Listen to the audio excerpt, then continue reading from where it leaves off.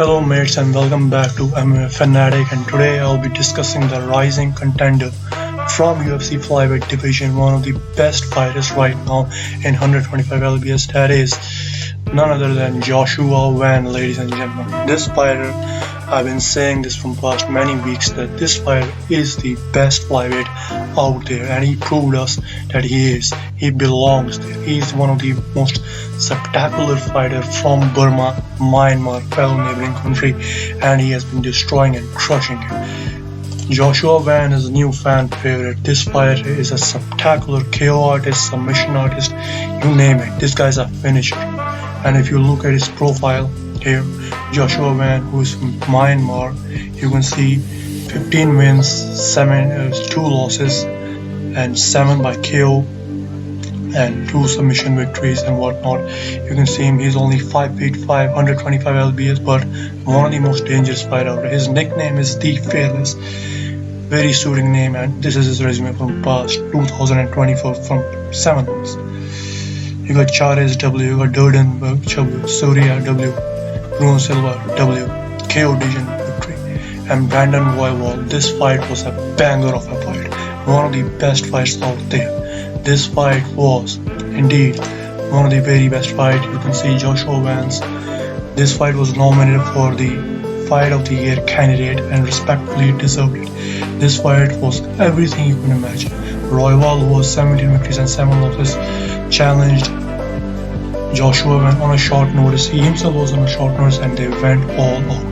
And Joshua Van not only showed that he belongs, but he also showed that he's super tactical, one of the most dangerous fighters out there. I think this guy is the future champion. I think there's no one out there that's gonna beat him. Joshua Van, in my opinion, can easily beat, not easily beat, like he can beat, I think Morales, he can beat Brandon Moreno.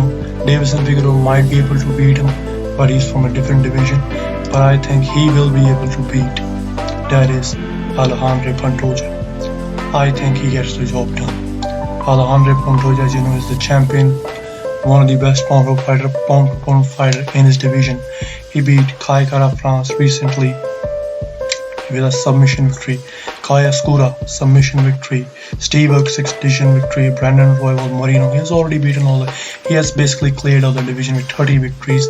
You know, Alexandre Pantoja is the best fucking fighter out there, and there ain't nobody out there that's gonna do anything out there except Joshua Van. Joshua Van is the only guy that can beat Alexandre Pantoja, and Pantoja, respectively, is a dangerous fighter. He might be able to shut down Joshua's game, but I think, in my opinion, his recent fight with Brandon ROYVAL proved that not only Joshua Van is a great fighter, but he's very tactical fighter. In the last minute of the fight, he started using oblique kicks on Brandon ROYVAL in the last minute of the fight. That shows you what the level of technique this kid brings to the game. So he's a very super tactical fighter. I think he gets the job done.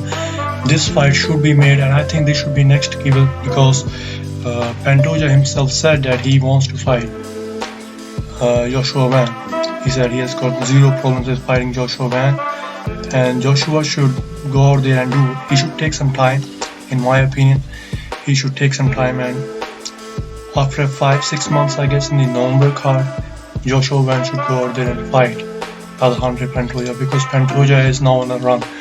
I don't see anybody beating Pantoja. Pantoja is the pound room fighter right now, ranked at number 5th, respectfully. After a long time, they finally ranked him good, and he's there for a reason. So I don't see anybody beating him except for Joshua Van himself. So I think this Burmese fighter can get the job done, and I think he should get a title fight next. And if there's any chance this kid can do it, he has the punching power, he has the credential. All I need to see is takedown defense. If he can uphold against the Pantoja's takedown defense for about first round, I think second round he can really diverse his striking and use his KO power, because most of the people Pantoja fought, they didn't really had a punching power. But Joshua does. Joshua has that punching power. He can go out there and really knock people out. And he's big as fuck. He's thick as fuck. Look at his biceps. You can see he's very strong as well.